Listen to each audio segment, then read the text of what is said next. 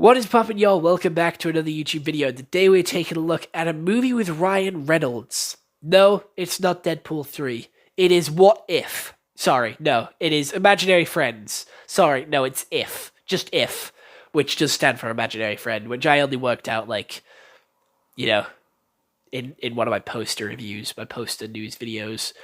But this movie is in cinemas now, and I did go and see it, obviously because we have the world's handsomest man, the one that everyone is not gay for, Ryan Reynolds. And I'm going to be honest, he ain't that good in this movie. But we'll talk about that later. Because first, we have to get into what Google has to say about this movie, and a quick run through the story, so you just have a little bit of gist of the story before we get into what I actually have to talk about with this movie. So, with If, it is a 1 hour and 43-minute movie, 44-minute movie, and it is a 6.7 out of 10 on IMDb and a 49% Rotten Tomatoes, so it ain't looking too hot over there. It is a family comedy, and it is... After discovering she can see everyone's imaginary friends, a girl embarks on a magical adventure to reconnect forgotten ifs with their kids. So, how this movie actually starts is a montage of a happy family. They then kill the mother off within the first 10 minutes. Standard anime, standard movie tropes to get the kid into trauma. We see it with Bambi, we see it with Frozen, we see it with Hunter x Hunter. Couple of other animes thrown in there as well. Tokyo Ghoul, I want to say. What else have we got that kills off the parents straight away? Can't think of anything else off the top of my head. But there is quite a few examples. The one that we took a look at a couple of days ago, Slumberland. A lot of parents die. If you're a parent in a movie, watch your back. Keep your eyes open. Sleep with one eye open. Grow eyes in the back of your head because you are not safe. Uncle Ben from Spider-Man is another example as well. But, parent dies, and then her dad's in hospital. Her dad is still trying to be happy and positive and all cheery, being like, ooh, yoo-hoo, I'm okay. I've just got a broken heart. And dad jokes galore, being a goofy, silly guy just sat in hospital. And the kid's like, I'm an adult. Behave yourself. You don't need to pretend everything's all good because nothing is all good. And the dad's like, no, dog. I'm allowed to have fun. I'm allowed to be silly. Let me be silly. And the kid then sees a ballerina, imaginary friend, and a purple monster, and Ryan Reynolds himself. Ryan Reynolds then takes her under his wing and takes her to an abandoned theme park into like the underground bit where the imaginary friends live. And she then tries to get them to like go with another imaginary friend. And then she realizes that doesn't work. And then the bear is like, oh, bother. Why don't you try and take it to their original friends? Because everybody needs their imaginary friends, especially when they're adults. And she tries that. She just tries that. And the big purple guy and the ballerina go reconnect with their original childhood friends. And she then goes to see her dad in hospital. And she goes, I'm just a kid and my life is a nightmare. And the dad wakes up like, oh, lol, imagine, cool story, bro. And then she comes out of the hospital and she can't see anyone anymore. She lost her imaginary friends because she doesn't need them no more. She realizes that she is a kid. She can have fun. She realizes the true magic of being a child.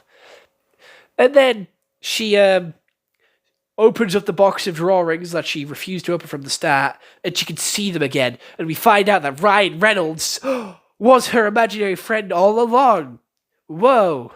Plot twist of the century. That was predictable as fuck. We then have the movie end with the continuous gag of them falling over keys, which is an invisible imaginary friend made by her dad.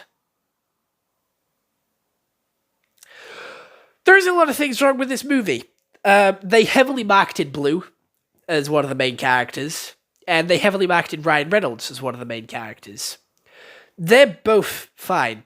They are main characters, I guess, but still, they get outshined, and they're not that good either. They're like not that particularly great as main characters. They're all very one-note characters, and You can sort of argue like, oh, kids aren't that creative that can get away with being like one note characters. And it's like, yeah, but Ryan Reynolds is constantly fucking moody throughout this entire movie. He has no character arc. He has no character change.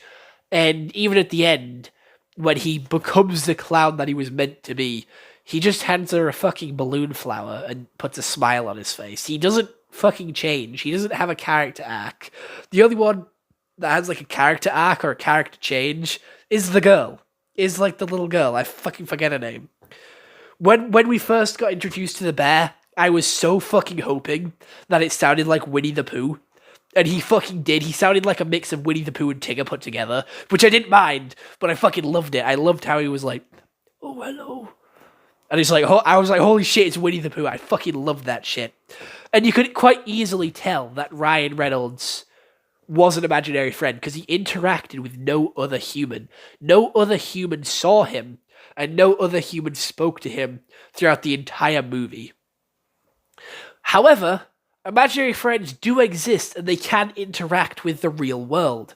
As we saw when she was being hugged in the middle of like the hotel lobby or like the bank lobby, wherever it was, she was being moved by him. So that also means everything that they touch when they're carrying it or moving it around, it will look like it's just floating to other people. And with Blue, he's fucking massive and purple, right? And at the end, when everyone's being reunited with their imaginary friends, like all the adults, it's weird as fuck because they can just see them. They just see them. But for like Blue and the ballerina girl to be seen, that like kid, they're adult now, had to be doing something that reminded them of when they were a child. Like Aunt Petunia was dancing, like doing ballerina, and then the ballerina started to glow and was doing ballerina dance as well. And then we also had Blue, like, smelling a croissant, and then he was recognized and seen. But at the end of the movie, the crocodile was just sat on the hood of the car and was recognized and seen, like, straight off the bat. So it was weird, it was strange. It had an absolute celebrity cast of characters. It had like an absolute banging cast of characters. We had Bradley Cooper, Ryan Reynolds, like Jim from The Office. We have like most of the Office characters here, which is pretty cool. It was like an Office reunion.